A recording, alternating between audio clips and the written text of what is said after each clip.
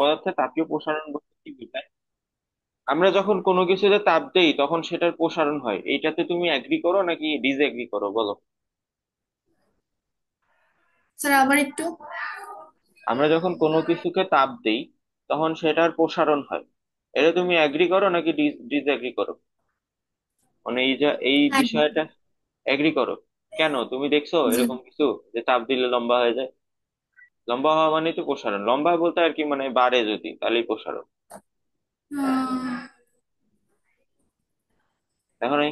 না, তো তুমি কখনো কলম তাপ দাও নাই? দিছি কলম তো কিন্তু ওটা তো আগুনে গলে ধরো না, গেছে। ওটা গলে যায় কিন্তু গলার আগ পর্যন্ত কি হয়, লম্বা হয় না আস্তে আস্তে? জি।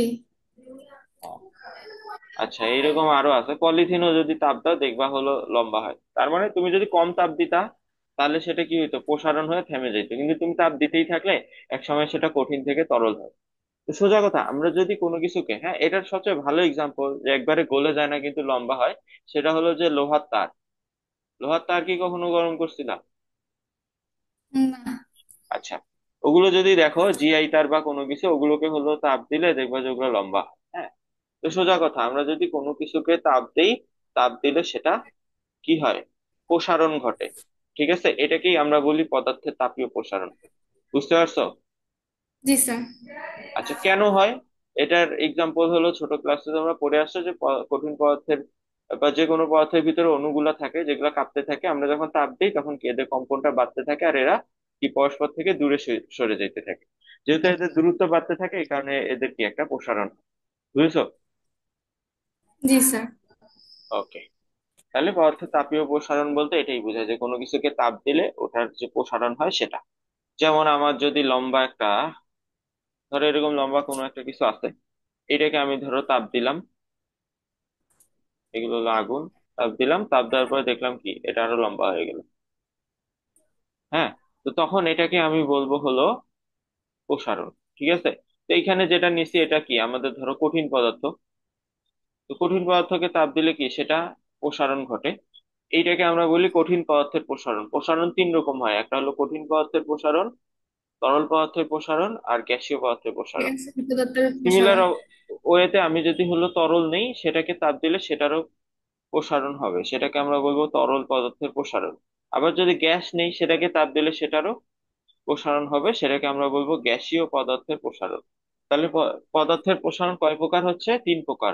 এক হলো কঠিন পদার্থের প্রসারণ, দুই হলো তরল পদার্থের প্রসারণ, তিন হলো গ্যাসীয় পদার্থের প্রসারণ। গ্যাসীয় দত্তের প্রসারণ। বুঝছো? জি স্যার। ওকে। আচ্ছা, এখন আমরা কঠিন পদার্থের প্রসারণটা আগে পড়বো।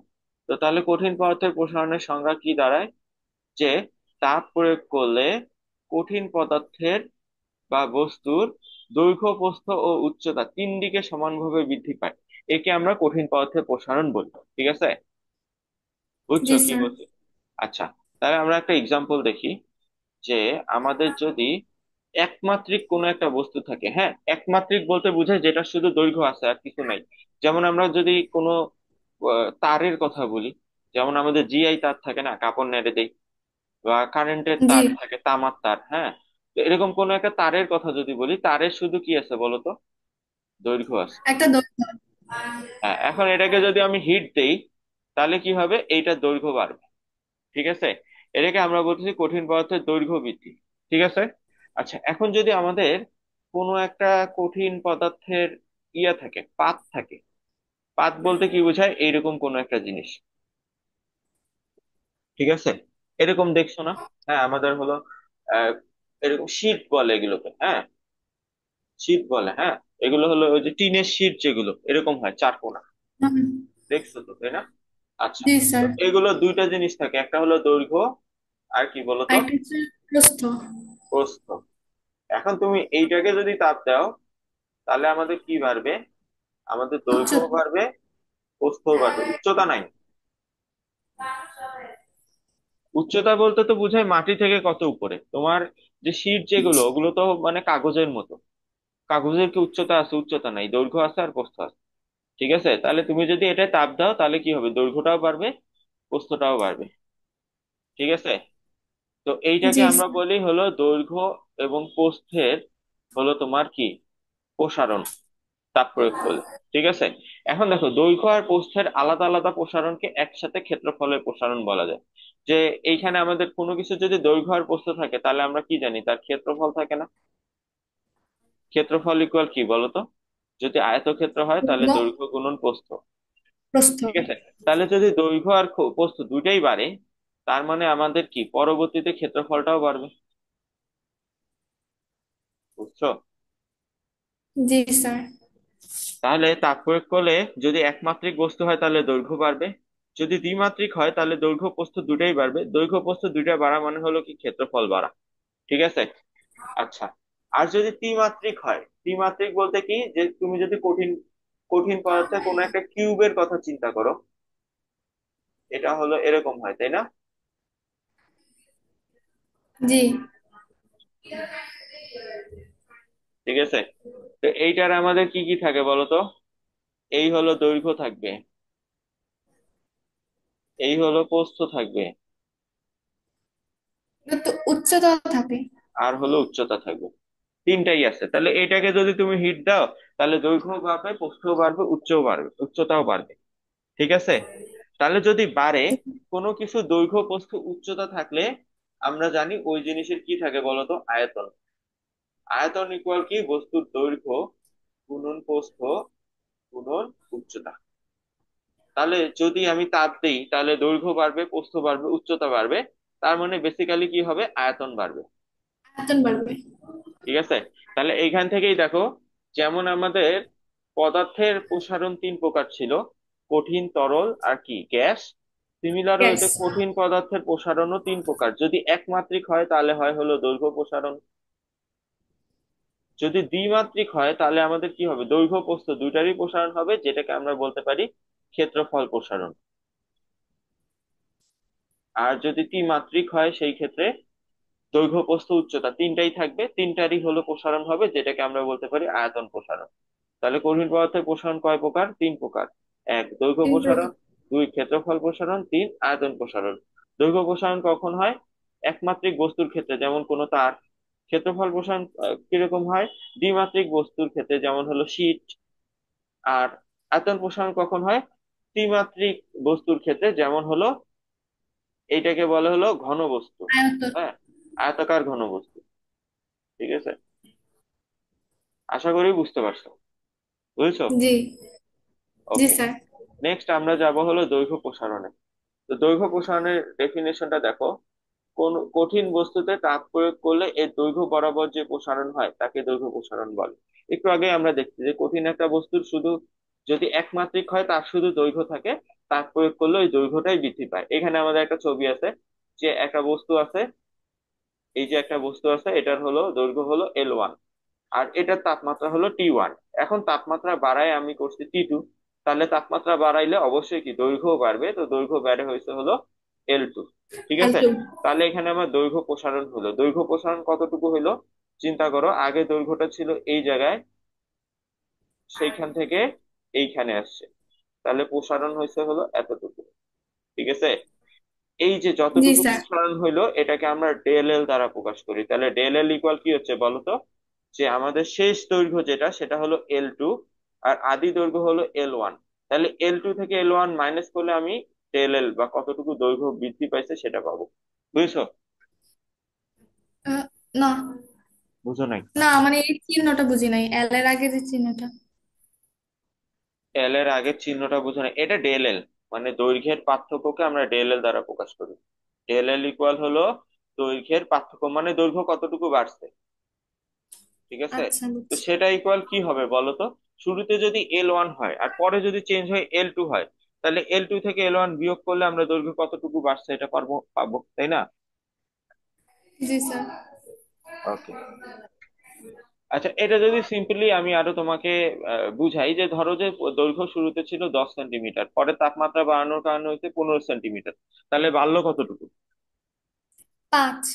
5। তো কিভাবে করছি, শুরুতে ছিল 10 সেন্টিমিটার যেটা হলো L1, পরে হয়েছে কি 15 সেন্টিমিটার যেটা হলো L2, তাহলে L2 থেকে L1 যদি বিয়োগ দিই, 15 - 10, 5 সেন্টিমিটার, সেটাকে আমরা বলছি ডেল এল।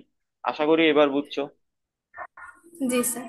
আচ্ছা, এখন দেখো এইখান থেকে আমরা একটা ফর্মুলা জেনারেট করব। তো দেখো এখানে আমরা কি ধরছি, যে শুরুতে তাপমাত্রা ছিল T1, T1 তাপমাত্রায় দৈর্ঘ্য ছিল কি L1, পরে তাপমাত্রা হয়েছে ধরে নিচ্ছি T2, T2 তাপমাত্রায় আমাদের দৈর্ঘ্য হয়েছে হলো L2। তাহলে আমাদের দৈর্ঘ্য বৃদ্ধি পাইলো কতটুকু, del L equal L2 minus L1। ঠিক আছে। জি স্যার। আচ্ছা, এবং তাপমাত্রা বাড়ছে কত, সিমিলার ওয়েতে আমাদের তাপমাত্রা শুরুতে T1 ছিল, পরে যদি T2 হয়, তাহলে তাপমাত্রার পার্থক্য কি হবে, del T equal T2 minus T1। বুঝেছো? জি। ওকে। তাহলে এখন দেখো আমরা কি বলতেছি, যে বস্তুটার দৈর্ঘ্য বৃদ্ধি আদি দৈর্ঘ্য L1 এবং তাপমাত্রার বৃদ্ধি T2 মাইনাস T1 এর সমানুপাতিক। এটা বুঝছো কি বলেছি? দেখো দৈর্ঘ্য না। বৃদ্ধি কতটুকু বলো, দৈর্ঘ্য বৃদ্ধি হলো del L equal L2 minus L1। ঠিক আছে। এটা হলো তাপমাত্রা বৃদ্ধি del T equal T2 minus T1, আর আদি দৈর্ঘ্য L1 এর সমানুপাতিক। আচ্ছা, সমানুপাতিক কি এটা বুঝো? সমানুপাতিক বলতে কি বোঝায়?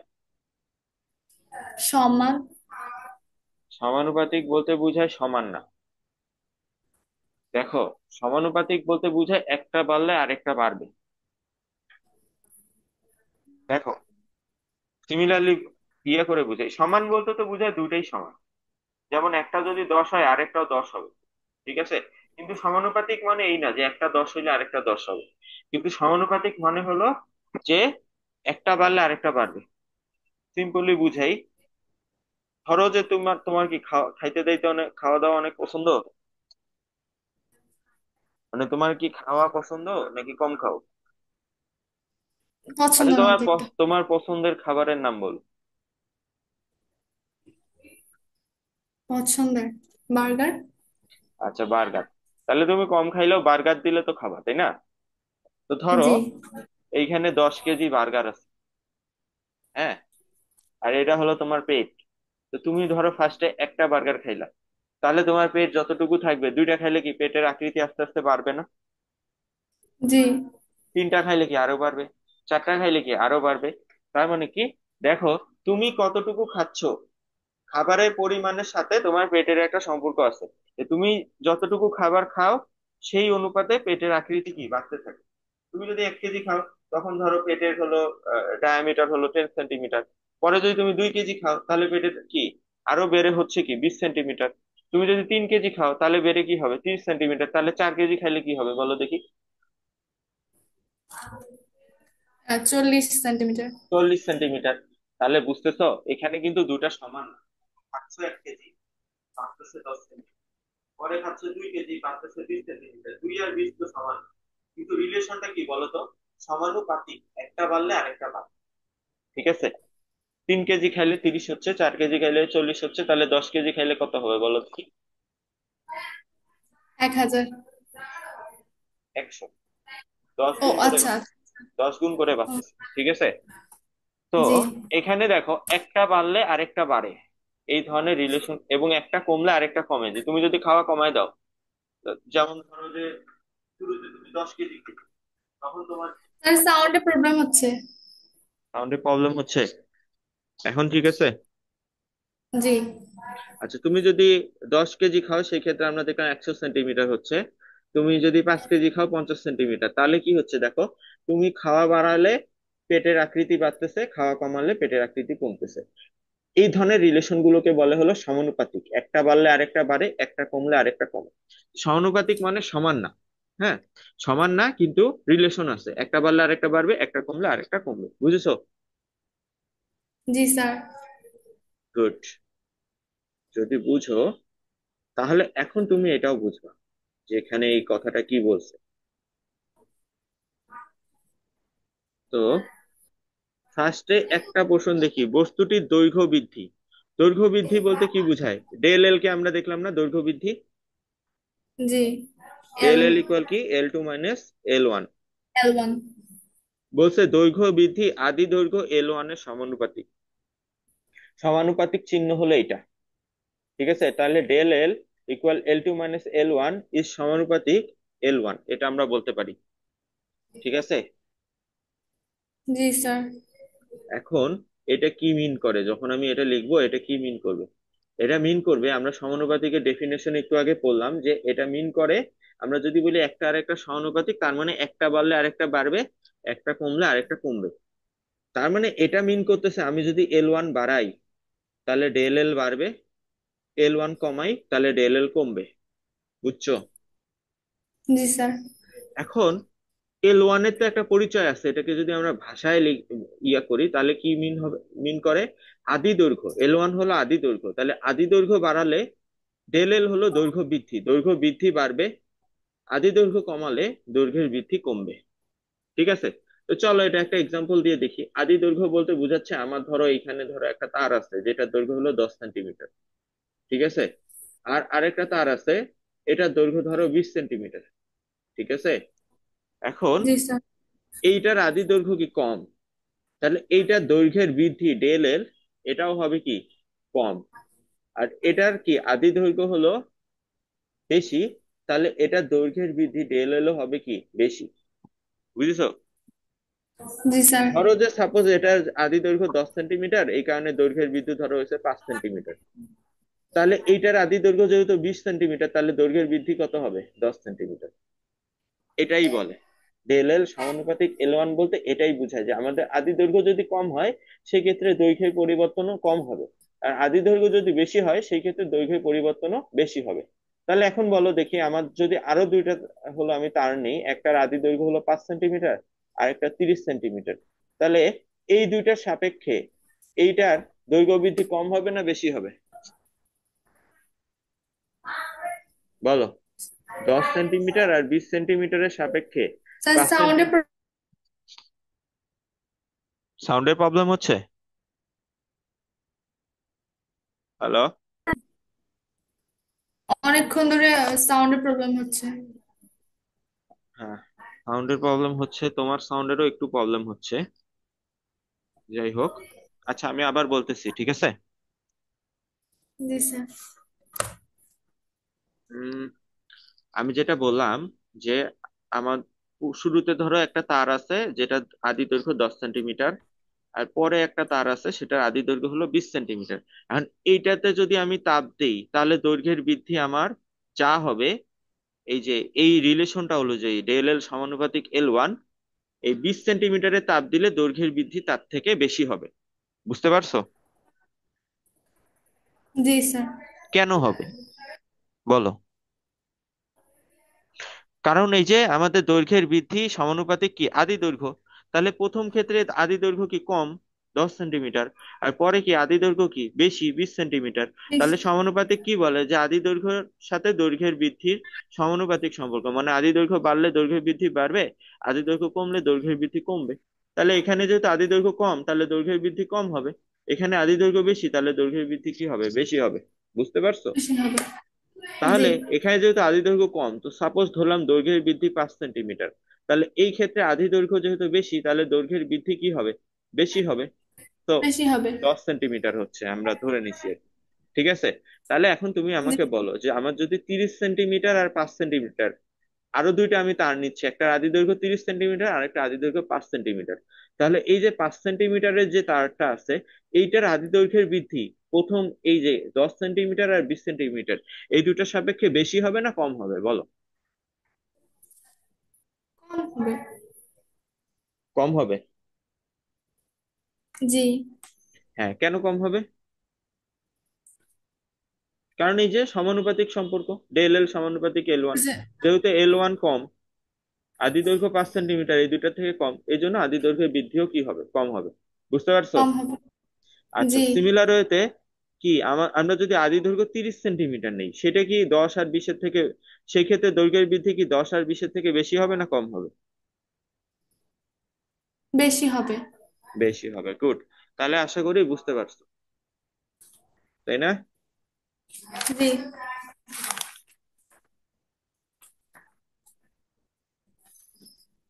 তাহলে দেখো, এইখানে আমাদের যে ফার্স্ট পোর্শনটা আছে এটা দুইটা পার্ট আছে, একটা হলো যে বস্তুটির দৈর্ঘ্য বৃদ্ধি যেটা হলো ডেল এল, এর আদি দৈর্ঘ্য L1 এর সমানুপাতিক, সেটা আমরা বুঝছি, তাই না? জি স্যার। আর সেকেন্ড আরেকটা আছে সেটা হলো যে তাপমাত্রা বৃদ্ধির সমানুপাতিক। এটা বলতে কি বোঝায়, এটা বলতে বোঝায় ডেল এল সমানুপাতিক T2 - T1। T2 minus T1 কি আমাদের তাপমাত্রা বৃদ্ধি, ঠিক আছে? জি। তাই না? আচ্ছা, তাহলে জি এটা স্যার। বলতেও কি বোঝায়, সমানুপাতিক তো অলওয়েজ সেম, তাপমাত্রা বাড়লে কি আদি দৈর্ঘ্যের বৃদ্ধি হবে, আর তাপমাত্রা কমলে দৈর্ঘ্যের কি হবে, দৈর্ঘ্য বৃদ্ধি কম হবে, তাই না? সরি, সমানুপাতিক তো অলওয়েজ সেম, একটা বাড়লে আরেকটা বাড়বে, একটা কমলে আরেকটা কমবে, তাই না? জি।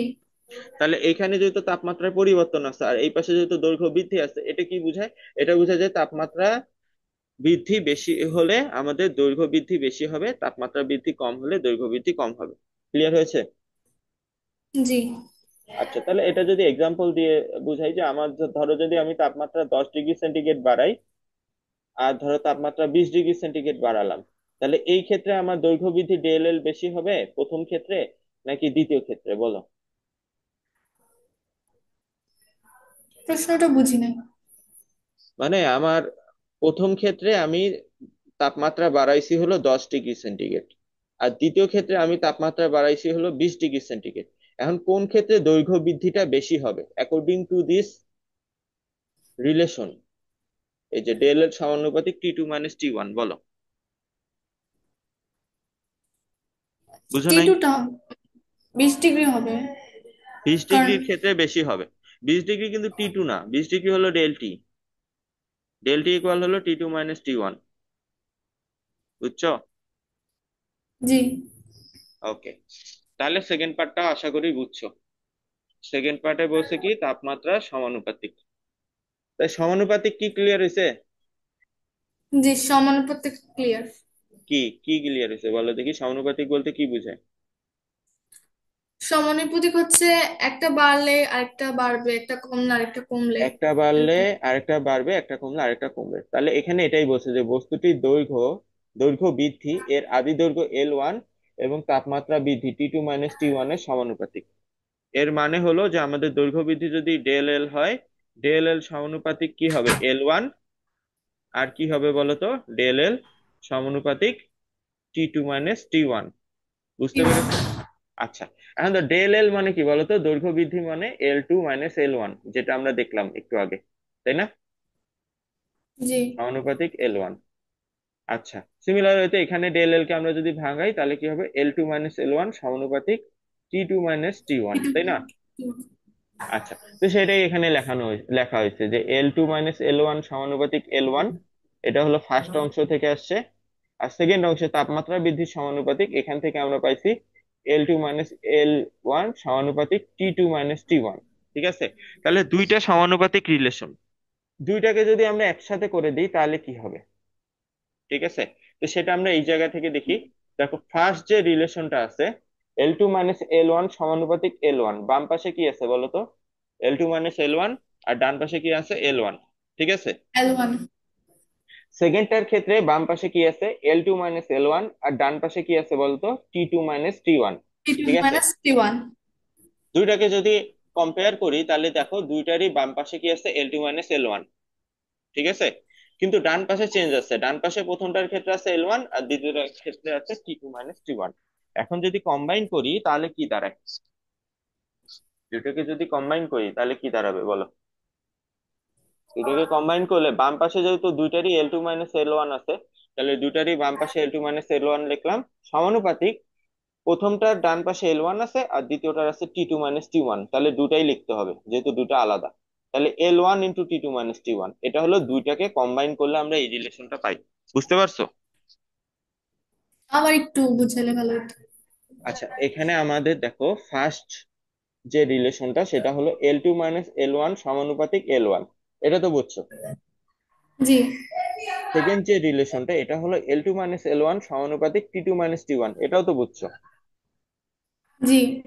এখন আমি যেটা করব সেটা হলো এক আর দুই দুইটাকে কম্বাইন করে একটা ফর্মুলা বানাবো। তো কম্বাইন করার জন্য আমার যেটা করতে হবে যে কি আগে হলো দুইটার মধ্যে কোনটা মিল আছে এটা দেখবো। তো আমরা যদি কম্পেয়ার করি, কম্বাইন করার জন্য আগে দুইটাকে আমরা কম্পেয়ার করব। তো কম্পেয়ার করলে আমরা দেখতেছি যে প্রথমটার বাম পাশে কি L2 মাইনাস L1 আছে, দ্বিতীয়টারও বাম পাশে কি আছে L2 মাইনাস L1 এল আছে, টু মাইনাস এল ওয়ান প্রথমটার ডান পাশে আছে L1। দেখো, জি। প্রথমটার ডান পাশে আছে হলো L1, আর দ্বিতীয়টার ডান পাশে আছে হলো T2 - T1। তার মানে বাম পাশে দুইটা সেম আছে কিন্তু ডান পাশে আলাদা আছে। এখন দেখো আমি যখন কম্বাইন করব, এখানে হলো আমি কম্বাইন করছি, এই যে এই জায়গায় আমি কম্বাইন করছি দুইটাকে। তো কম্বাইন করতে গেলে আমি কি করব? বাম পাশে দুটারই L2 - L1 আছে, তাহলে আমি বাম পাশে L2 - L1 লিখতে পারি, কোনো সমস্যা নাই, তাই না? জি। ডান পাশে আমার প্রথমটার ক্ষেত্রে আছে L1, দ্বিতীয়টার ক্ষেত্রে আছে T2 - T1। যেহেতু মিল নাই তাহলে দুটাই লিখতে হবে, তাই না? তাহলে প্রথমটা যেহেতু L1 আছে এই জন্য সমানুপাতিক দিয়ে ডান পাশে লিখলাম L1, আর দ্বিতীয়টার ক্ষেত্রে যদি আমার যেহেতু আমাদের T2 - T1 আছে এই জন্য ইনটু T2 - T1 লিখছি। ঠিক আছে, তাহলে আমরা একটা নতুন রিলেশন পাচ্ছি, সেটা হলো L2 - L1 সমানুপাতিক L1 × T2 - T1। এটা কি? এটা হলো এই দুটাকে কম্বাইন করে পাওয়া গেছে, বুঝতে পারছো? জি। গুড। এইটাই এখানে দেখো লিখছে। আমরা থার্ড লাইনটা যদি দেখি, থার্ড লাইনে আমাদের কি করছে, যেহেতু দুটারই বাম পাশে L2 - L1 আছে এই জন্য L2 - L1 লিখছে। সমানুপাতিক প্রথমটার ডান পাশে আছে L1 এই জন্য L1 নিছে, আর দ্বিতীয়টার ডান পাশে আছে হলো T2 - T1 এই জন্য T2 - T1 নিছে। তাহলে এই যে আমি থার্ড লাইন যেটা সেটা হলো ফার্স্ট লাইন আর সেকেন্ড লাইনকে কম্বাইন করে পাওয়া গেছে, বুঝেছো? জি। ওকে, এখন আসো পরের লাইনে কি হয়েছে দেখো, L2 - L1 সমানুপাতিকের জায়গায় ইকুয়াল চলে আসছে, আলফা × L1 × T2 - T1। হ্যাঁ, এই যে এটা হলো আলফা, এটাকে আবার হলো সমানুপাতিক মনে করিও না, সমানুপাতিক আমরা তুলে দিছি। ঠিক আছে, তো আলফা আর সমানুপাতিক একই রকম দেখতে, এটা দেখে আবার কনফিউজ হয় না। এইটা হলো সমানুপাতিক, আবার আলফাও দেখতে একই রকম, আলফা। কিন্তু এখানে আর সমানুপাতিক নাই, এটা হয়ে গেছে আলফা। হ্যাঁ, তো দেখো এখানের কনসেপ্টটা আমি তোমাকে বুঝাই, হ্যাঁ কিভাবে আসছে। এটা হলো বিষয়টা হলো এরকম, এগুলো মুছে দিলাম। আচ্ছা। সমানুপাতিক মানে কি সমান? না। সমানুপাতিক মানে সমান না, তার মানে সমানুপাতিক তুলে দিয়ে আমি সমান সমান আনতে পারবো না? পারবো? না। পারবো না, তবে পারবো। মানে পারবো না যে এমন না, পারবো, তবে একটা টেকনিক আছে, ডিরেক্টলি পারবো না, একটা টেকনিক ফলো করে করতে হবে। তো এটার জন্য আমরা আবার হলো খাওয়ার উদাহরণটাই যাই। যে ধরো এইটা হলো তোমার পেট, তো তুমি ধরো 1 কেজি খাবার খেলা, তাহলে পেটের আকৃতি হলো 10 সেন্টিমিটার। 20 কেজি খাইলে, আর সরি 2 কেজি খাইলে হলো 20 সেন্টিমিটার। ঠিক আছে, তাহলে 4 কেজি যদি খাও কত হবে? 40 সেন্টিমিটার। 40 সেন্টিমিটার। 10 কেজি খাইলে 100 সেন্টিমিটার। 100 সেন্টিমিটার। তাহলে দেখো তুমি যখন 1 কেজি খাও তখন পেটের আকৃতি হলো 10 সেন্টিমিটার, তাহলে খাবার খাওয়ার পরিমাণ আর পেটের আকৃতিকে কি আমি সমান লিখতে পারবো? যদি সমান লিখি তাহলে হবে 1 = 10, এটা কি লেখা যায়? না। লেখা যায় না। কিন্তু 10কে আমি এইভাবে লিখতে পারি না, 10 × 1? পারি? 10 × 1 মানে তো 10। জি স্যার, এটা পারি। আচ্ছা সরি, এখানে একটা বিষয় আছে, 10 × 1 কে 1 লেখা যাবে না, একটু ভুল হয়েছে। আচ্ছা, 1 = 10 তো লেখা যায় না, তাই না? দেখো, 1 কি বলতো খাবার খাওয়ার পরিমাণ, আর 10 কি পেটের আকৃতি, দুটোকে কি এটার ইকুয়াল আকৃতি। লেখা যায়? যায় না। জি না। কিন্তু আমরা খাবার খাওয়ার পরিমাণকে যদি 10 দিয়ে গুণ দেই তাহলে কি সমান হচ্ছে না, পেটের আকৃতির সমান হয়ে যাচ্ছে না? জি স্যার।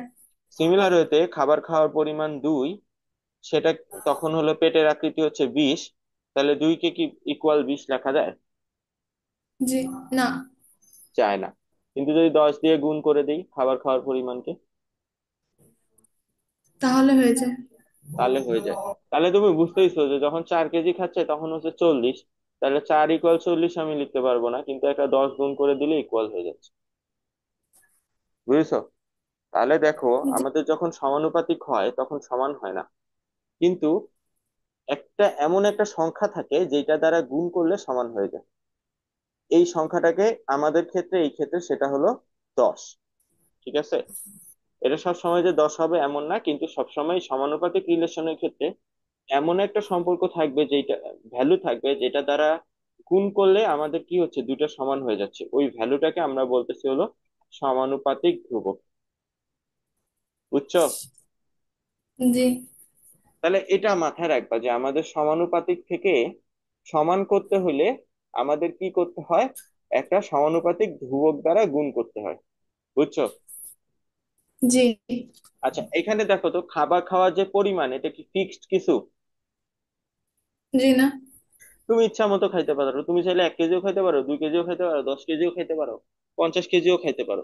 এখানে কোনো ফিক্স কোনো ভ্যালু নাই যে তোমাকে, তুমি আজীবন 1 কেজি খাবারই খেয়ে যাবা, তাই না? সিমিলার হইতে তোমার পেটের যে আকৃতি, এটারও কোনো ফিক্স ভ্যালু নেই, তুমি বেশি খেলে তুমি মোটা হয়ে যাবা, আকৃতি বাড়বে, কম খেলে তুমি চিকন হয়ে যাবা, এমন না যে তুমি আজীবনই যেরকম আছো ওইরকমই থাকবা। ঠিক আছে? তাহলে আমরা জানি যে যে ভ্যালু গুলা ফিক্স না, যেগুলো চেঞ্জ হয়, ঠিক আছে, এগুলোকে আমরা কি বলি, চলক বলি না, ভ্যারিয়েবল বা চলক বলি, তাই না? জি। চলককে আমরা কি দ্বারা প্রকাশ করি, এক্স ওয়াই জেড, এক্স হাই। এ বি সি, এগুলো যে কোনো কিছু দ্বারা প্রকাশ করতে পারি। তো যেহেতু তোমার খাবার খাওয়ার পরিমাণ ফিক্স না, তাহলে এটাকে আমি একটা চলক এক্স দিয়ে দিলাম। আর তোমার কি, পেটের আকৃতি যে চেঞ্জ হয় এটাও ফিক্স না, সেটাকে আমি আরেকটা চলক দিয়ে দিলাম ওয়াই। তাহলে এখন এই দুইটা চলক, এক্স হলো খাবার খাওয়ার পরিমাণ, আর ওয়াই হলো কি, পেটের আকৃতি, এটার। এটা কি সমান হবে? জি না। সমান হবে না, কিন্তু সমানুপাতিক হবে। জি। তাহলে এই যে এক্স সমানুপাতিক, সমান। হ্যাঁ, সমানুপাতিক থেকে যদি আমি সমানে যাইতে চাই, কি করতে হবে আমার? এই যে এখানে আমি একটা 10 দিয়ে গুণ করলে দেখলাম যে সমান হয়ে যায়, তাহলে এখানে আমাদের 10 হলো সমানুপাতিক ধ্রুবক। ঠিক আছে? তো সমানুপাতিক ধ্রুবককে যদি আমি আরেকটা ভ্যারিয়েবল কে দ্বারা প্রকাশ করি, তাহলে দেখো আমাদের খাবার খাওয়ার পরিমাণ হলো ছিল কি, 1 2 4 এরকম, যেটাকে আমি এক্স দ্বারা প্রকাশ করছি, সেটাকে আমি সমানুপাতিক ধ্রুবক কে দ্বারা গুণ করে দিলে তখন এটা সমান হয়ে যাচ্ছে। বুঝছো?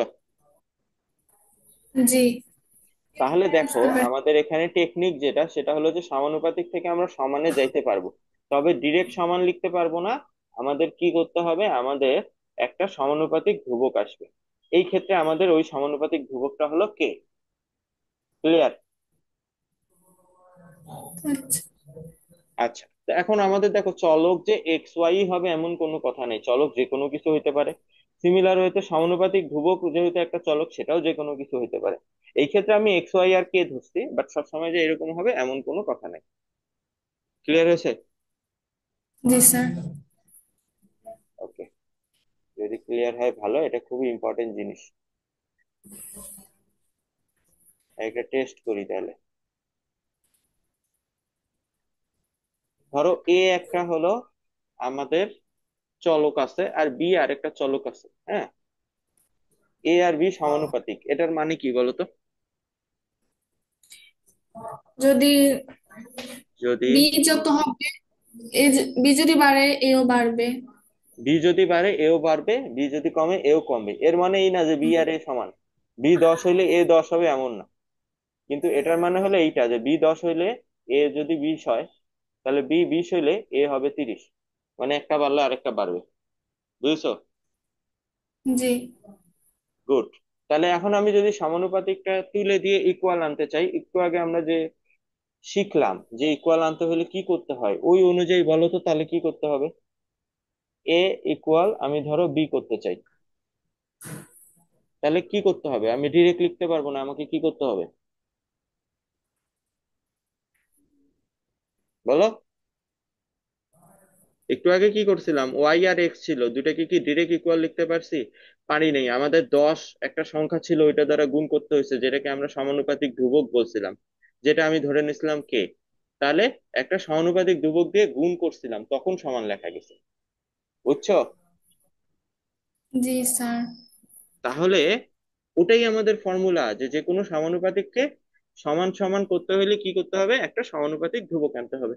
তাহলে এখানে অবশ্যই আমাদের কি, ইকুয়াল লিখতে হলে একটা সমানুপাতিক ধ্রুবক দ্বারা গুণ করব। এখানে সেই সমানুপাতিক ধ্রুবকটা হলো কে।